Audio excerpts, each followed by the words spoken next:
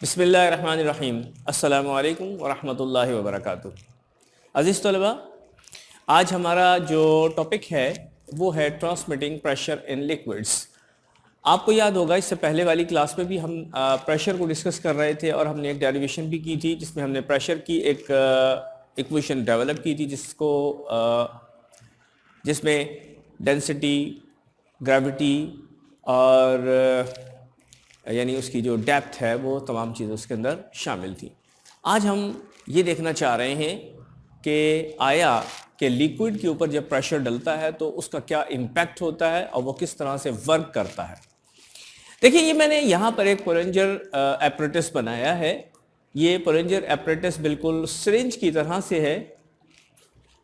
ये एक round bottle flask type की एक कंटेनर है जिसके अंदर वाटर फिल हुआ है और यहाँ पे 1 2 3 4 5 6 होल्स हमने कर दिए और इसके अंदर जब वाटर इंसर्ट कर दिया, इसके अंदर डाल दिया, भर दिया और जब यहाँ से प्लंजर को जब हम पुश करते हैं तो होता क्या है कि यहाँ से प्रेशर इसके अंदर जब इंसर्ट होता है तो ये 6 के 6 जो होल्स यहाँ नजर आ रहे हैं इन तमाम से इक्वली कम ज्यादा नहीं बल्कि इक्वली स्क्वर्ट होना शुरू हो जाता है और एक ही प्रेशर के साथ ये डेवलप होके आउटसाइड दी कंटेनर निकल जाता है।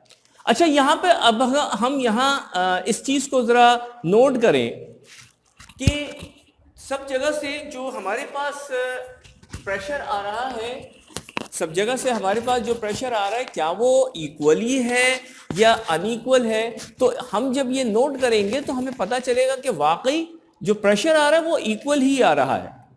इसकी एक एग्जांपल हम आमतौर पे घरों में भी करते हैं और कहीं एक्सपेरिमेंट हमने कहीं स्कूल में किए हो तो आपने देखा होगा कि अगर आप एक बॉटल ले लें और इसको फिल कर दें वाटर से, ठीक है, और इसके बिल्कुल लेवल पे यहां पे भी और यहां पे भी चारों तरफ इसके होल कर दें तो आप ये देखेंगे कि यहां से भी और यहां से भी सेम प्रेशर से लिक्विड आउटसाइड बाहर निकल जाएगा। ऐसा क्यों होता है? ऐसा इसलिए होता है कि आपने यह हाइट को सेम रखा। आपको याद है पिछली डेरिवेशन में हमने हाइट को इंपॉर्टेंस दी थी।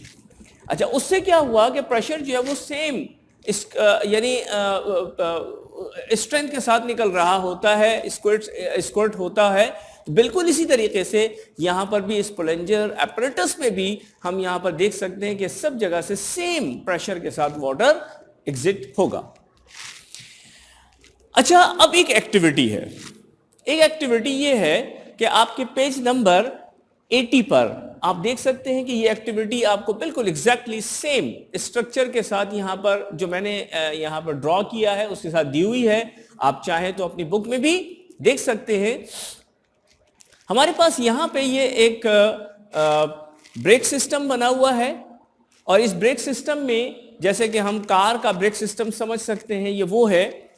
ये हमारे पास पैडल है जहां से हम इसको पुश करते हैं, फिर उसके अंदर क्या फंक्शनिंग हो रही है, लास्टली हमारे पास ये जो व्हील है ये चलते हुए रुक जाता है। What happens in this duration? जब हम यहां से फोर्स अप्लाई करते हैं और उसके फोर्स अप्लाई होने के बाद ये डिस्क रुक जाती है, यानी डिस्क की मदद से जो व्हील चल रहा होता है, डिस्क रुकती है तो व्हील भी रुक जाता है। ऐसा कैसे मुमकिन? आइए इस पर थोड़ी सी रोशनी डालते हैं। सबसे पहले तो मैं इस पूरे की डायग्राम की जो आपको स्ट्रक्चर समझा दूं कि ये हो क्या रहा है इसमें। ये हमारे पांव पे के करीब में एक पैडल होता है जिसको हम पुश करते हैं, ब्रेक पैडल। उसके बाद ये पैडल जो है ये किसी लीवर के साथ अटैच होता है। वो लीवर एक पिस्टन के साथ अटैच है।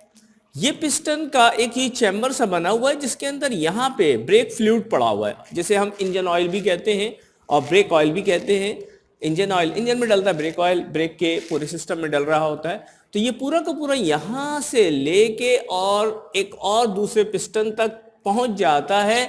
ये पिस्टन हमारे पास कहां पे मौजूद है? देखिए हमारे पास जो ये जो है ना, ये पूरा का यहां से लेके यहां तक ये प्लंजर है, यानी पिस्ट आप इसको सिरिंज की तरह का समझ सकते हैं, ठीक है। ये पुश करता है, पुश करने के बाद इस लिक्विड को यहां से ट्रांसमिट करता है, यहां से ये प्रेशर ट्रांसमिट होता है, तो लिक्विड जो है वो आगे पुश हो जाता है। जब ये लिक्विड आगे पुश होगा तो डेफिनेटली हर जगह से सेम प्रेशर, क्योंकि रूल ये है कि प्रेशर जितना आता है उतना ही आगे ट्रांसमिट हो जाता है, बिल्कुल भी ज़ाय नहीं होता। चुनाचे जितना प्रेशर यहां से डेवलप हुआ वो आगे चलते चलते कहां पे चला गया, और आप देख रहे हैं कि आगे नैरो बन जाता है। जब ये नैरो बन गया तो यकीनी बात है कि इसका एरिया कम हो रहा है, एरिया कम होने से प्रेशर बढ़ जाता है। याद रखिएगा हमने 5 चीजें आपको बताई थी, 5 में से 4 चीजें वेरिएबल थी और एक जी कांस्टेंट था, ठीक है। उसमें से एक चीज ऐसी थी जिसके कम होने से प्रेशर बढ़ता है, अब वो है एरिया। एरिया के कम हो जाने से प्रेशर इंक्रीज हो जाता है। तो आप देख रहे हैं कि आगे वाली जो ट्यूब है वो नैरो हो जाती है। जब ये नैरो हो गई तो यहां से इसका ये जो सर्कुलर एरिया इसका बन रहा है, क्रॉस सेक्शनल एरिया जो बन रहा है वो छोटा हो गया, प्रेशर बढ़ गया। जब ये प्रेशर इंक्रीज कर जाता है तो ये यहां इस पिस्टन तक पहुंचता है, और यहां पे आप देख रहे हैं कि यहां पे प्रेशर, यहां पे एरिया थोड़ा सा बढ़ गया, और बढ़ने की वजह से ये जो ब्लॉक आपको ये वाला ब्लॉक एक नजर आ रहा है, ये ब्लॉक पुश होता है। इसके यहां से लिक्विड जो है वो आगे की तरफ चूंकि पुश हुआ, इस लिक्विड ने इस ब्लॉक को आगे पुश किया, इस ब्लॉक ने इस पोर्शन को पुश किया, और आप देख रहे हैं कि ये जो गैप यहां पे व्हाइट कलर का एक गैप नजर आ रहा है, ये गैप फिल हो जाता है। जब ये गैप फिल हो जाएगा तो ये इसके साथ जाके मिल जाएगा, ये ऐसे करके इसके साथ मिल जाएगा। और ये क्या चीज है? ये हमारे पास वो डिस्क है जो रोटेट करती है व्हील के साथ, और जब व्हील के साथ रोटेट करती है और यहां पर इन दोनों के दरमियान ये गैप खत्म हो गया, तो इसको बिल्कुल ऐसे ही है जैसे आपने इसको प्रेस करके रोक दिया। ये पूरा का पूरा फंक्शन है जिसकी मदद से ये डिस्क रुक जाती है और व्हील जो है वो चलते चलते आखिरकार स्टॉप पोजीशन में आ जाता है, स्टेशनरी कंडीशन में आ जाता है। तो अजीज तलबा, ये पूरा का पूरा वो सेटअप है जिसके जरिए से ब्रेक सिस्टम वर्क करता है। मैं एक दफा फिर रिपीट कर दूं कि हम यहां से पैडल के जरिए से इसके ऊपर एक फोर्स लगाते हैं। यहां पे फोर्स एक लीवर के साथ अटैच है, लीवर पिस्टन के साथ अटैच है। पिस्टन जो है वो प्रेशर डाल रहा है, अप्लाई कर रहा है किस पर? ब्रेक फ्लूइड पर, जो कि फ्लूइड से मुराद यहां पर हम ऑयल लेते हैं, तो ब्रेक ऑयल के ऊपर ये प्रेशर डालता है, और चूंकि आगे जाके ये नैरो हो जाता है नैरो होने की वजह से इसका एरिया कम हो गया, और एरिया कम हुआ तो क्या हुआ? प्रेशर इंक्रीज कर गया। और जब प्रेशर इंक्रीज करता है तो ये ज्यादा प्रेशर के साथ यहां पे इस बॉक्स के, इस ब्लॉक के अंदर दाखिल हो जाता है। आगे जाके इसका प्रेशर डिक्रीज हो जाता है, इसलिए कि एरिया बढ़ गया। एरिया क्यों बढ़ाया? इसलिए कि डिस्क का एरिया बढ़ा था, डिस्क का एरिया बढ़ा था। इसने बीच में एक और ब्लॉक था जो कि यहां पर स्प्रिंग के साथ अटैच होता है। ये पूरा एक मैकेनिज्म है, इसको ये पुश करता है, पुश करने के बाद ये डिस्क के साथ जाके अटैच हो जाता है और चलती हुई डिस्क को रोक देता है, जिससे चलता हुआ व्हील जो है वो स्लो डाउन होता है, और स्लो डाउन होने के बाद आखिरकार वो रुक जाता है। ये पूरी की पूरी वो एक्टिविटी है जिस पर आपसे ये कहा गया कि कंसीडर द फॉलोइंग एक्टिविटी। आप इस पर पहले गौर से इसको देखिए, इसका फंक्शन समझिए, और समझने के बाद ये 3 क्वेश्चंस हैं, इनके आंसर्स दीजिए। आइए अब इन सवालात के जवाबात की तरफ आते हैं जो यहां पे एक्टिविटी में हमसे पूछे जा रहे हैं। पहला क्वेश्चन है, how does the force on piston B compare with that on pedal A. Pedal ये है, पिस्टन भी ये है, यहां से हम फोर्स लगाते हैं पांव के टो के जरिए से, और वो फोर्स यहां पे ट्रांसमिट होती है, इसको पुश करती है। यानी ये पिस्टन है हमारे पास, प्लंजर पिस्टन है यहां पर, तो ये पूरा apparatus वर्क करता है और ये इसको पुश करता है। ये पुश करने के लिए हमने फोर्स अप्लाई की, तो same force is applied on the piston B as that we apply on the pedal. इसका मतलब ये हुआ कि इसका आंसर क्या बनेगा?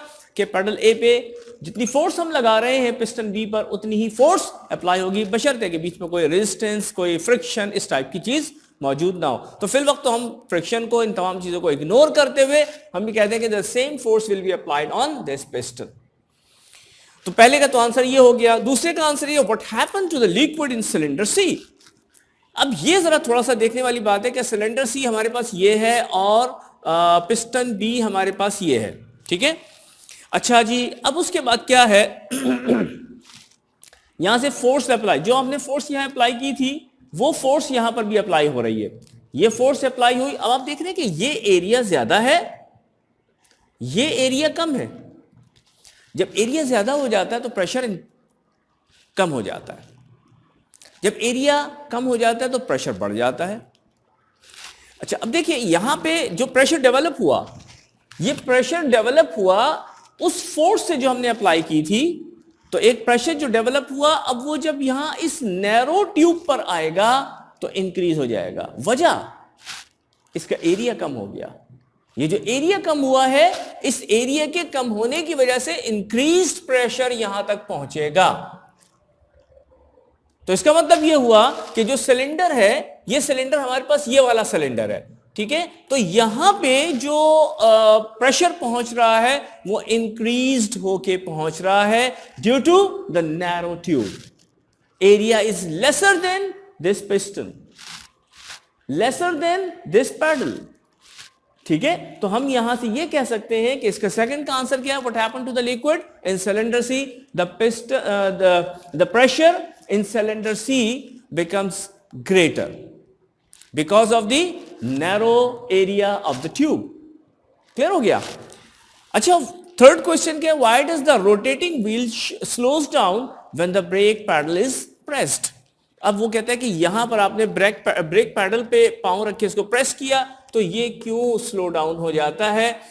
बात वही है जिसका पहले मैं आंसर दे चुका हूं कि यहां से ये पूरा वर्क होता है। वर्क होने के बाद जब ये ब्लॉक इसके साथ, डिस्क के साथ अटैच होकर रुकता है, यानी उसके साथ उसको प्रेस करता है, तो इसको बिल्कुल चलते हुए को रोक देता है। और इस पे एक फ्रिक्शन होती है, एक फ्रिक्शन होती है, तो इसके और इसके दरमियान में फ्रिक्शन इसको रोकती है या स्लो डाउन करती है। So the answer is the friction. Why does the rotating wheel slows down when the brake pedal is pressed? Finally, block and the disc have a resistance to slows it down. ठीक है। अच्छा, ये तो हो गया पूरा का पूरा एक्टिविटी और उसके क्वेश्चंस, उसके आंसर्स। एक चीज छोटी सी और है जिसे हम साइफन कहते हैं। साइफन आपने देखा होगा, बाज़ औक़ात ऐसा होता है कि मोटरसाइकिल की पेट्रोल की टंकी से हम पेट्रोल निकालना चाहते हैं। एक सिंपल सी बात है जो आमतौर पे हम घरों में या कहीं पर इस्तेमाल कर रहे होते हैं। तो हम क्या करते हैं, एक बारीक सी ट्यूब लेते हैं, रबर की या प्लास्टिक की, और उसके अंदर इंसर्ट करते हैं। अब बज़ाहिर तो आप ये देख सकते हैं कि किसी भी टैंक के अंदर से पानी या पेट्रोल निकालना आसान नहीं होता जब तक कि उसको उल्टा ना किया जाए या नीचे की नोजल को खोला ना जाए। अब नीचे की नोजल ऑफ है आपने ऊपर से ढकना खोला, अंदर एक ट्यूब डाली और उसके दूसरे एंड पर आपने मुंह से या किसी भी चीज से उसको सक किया। जब सक करेंगे तो वो पेट्रोल वहां से बाहर आएगा। बाहर आने के बाद जैसे ही वो उसके एंड पे पहुंचते तो आप क्या करते हैं, उसके पेट्रोल की टैंक से उसको नीचे, यानी उस लेवल से थोड़ा सा नीचे कर देते हैं। जैसे मिसाल के तौर पे ये पेट्रोल का टैंक है, ये आपने इसमें ये ट्यूब डाल दी। ट्यूब डालने के बाद आपने इसका जो दूसरा एंड है इस पेट्रोल के टैंक से नीचे कर दिया। जैसे ही पेट्रोल इस लेवल से नीचे पहुंचता है वैसे ही पेट्रोल खुद ब खुद आना शुरू हो जाता है। लेकिन इससे पहले आपने क्या किया, आपने जो ट्यूब थी उसको फिल किया। So the siphon is what, siphon क्या चीज होती है। साइफन भी बिल्कुल यही चीज है जो मैंने अभी यहां पर स्ट्रक्चर्ड फॉर्म में आपको डिफाइन की है। ये लिक्विड यहां पर है, इसमें से पानी निकालना है और इसको निकालने का तरीका क्या होगा कि पहले तो आप इसको क्या करेंगे, tube must be filled first. सबसे पहले आप इसकी जो ट्यूब है उसको फिल करेंगे, तब जाके ये निकलेगा। तो this is the function of a siphon. आमतौर पे हम इसको इस्तेमाल करते हैं घरों में और रूटीन लाइफ में। मुझे उम्मीद है ये लेक्चर आपकी समझ में आया होगा। और इस लेक्चर में 2-3 चीज़ें हमने आपको बताई थी। एक तो ये प्लंजर एपरेटस, जिसमें इसकी एक क्वालिटी, प्रेशर की क्वालिटी आपको बताई थी कि प्रेशर की क्वालिटी क्या होती है कि वो तमाम जगहों पे इक्वली जो है वो ट्रांसमिट हो जाता है विदाउट एनी लॉस। दूसरा मैंने आपको ये एक्टिविटी के बारे में बताया। तीसरा आपको मैंने साइफन के बारे में बताया। तो इन तीनों चीज़ों को आप अच्छे तरीके से समझ लीजिए। और इसके साथ साथ थोड़ा सा आपको हम होमवर्क बताते चलें। आप पेज नंबर 82 पर आइए। पेज नंबर 82 पे आप देख रहे हैं एक्सरसाइजेस लिखी हुई हैं। Answer the following question. देखिए, अब तक जो हमने लेक्चर्स यहाँ पर आपके सामने रखे हैं, उसके बाद अब आपको जो यहाँ से एक्सरसाइज करनी है वो है क्वेश्चन नंबर 1 का first part. Define the term pressure. How is pressure measured in SI system of units. Number 2 यानी नंबर बी जो है, explain how the pressure exerted on the surface of a rectangular block depends on which face of the block rests on the surface। अच्छा, ये जो हमने पिछले lecture में आपको एक एक्टिविटी बताई थी, कैलकुलेटिंग प्रेशर इन लिक्विड्स, वो जो वाटर टैंक वाली है, वहाँ से आपको इसके आंसर्स मिल जाएंगे। नंबर सी है, the base of the rectangular vessel measures 10 centimetre bye 18 centimetre. इसको जब क्रॉस होता है ना, इसको बाय करके पढ़ा जाता है। Water is poured into a depth of 4 centimetre. What is the pressure on the base. अब ये कैलकुलेटिंग क्वेश्चन है आपके पास। यहाँ पर आपको ये देखना पड़ेगा कि बेस का एरिया क्या है, बेस का एरिया क्या है, और फिर उसके बाद आप इसको कैलकुलेट करेंगे।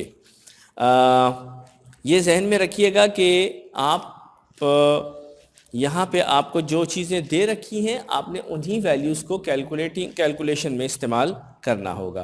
प्रेशर कैलकुलेट करना है, आज थोड़ा सा ब्रेनस्टॉर्मिंग के साथ आप इसको सोचिए क्या होगा। अच्छा, फिर डी पार्ट है इसका, onward does the pressure in liquids depend. पिछले लेक्चर में इस पर तफसील से बात हुई थी, वहाँ से आप इसका आंसर देख लीजिएगा। Explain the difference between force and pressure. अच्छा, ये एक ऐसा पॉइंट है जिस पर आपको हमारे सारे लेक्चर्स की तमाम बातों को सामने रखना पड़ेगा और फिर आप इसको यानी डिफरेंस इसका आप बता सकेंगे। तो इस तरह इसका मतलब ये हुआ कि हमारा जो इस वक्त होमवर्क है वो क्या हुआ, A, B, C और T। नोट कर लीजिए इसको। मैं यहाँ लिख रहा हूँ question number 1 A, B, C and D। ठीक हो गया? इजाज़त दीजिए, फिर इंशाल्लाह हाजिर होंगे। अल्लाह हाफिज़। अस्सलाम वालेकुम रहमतुल्लाहि व बरकातुहू।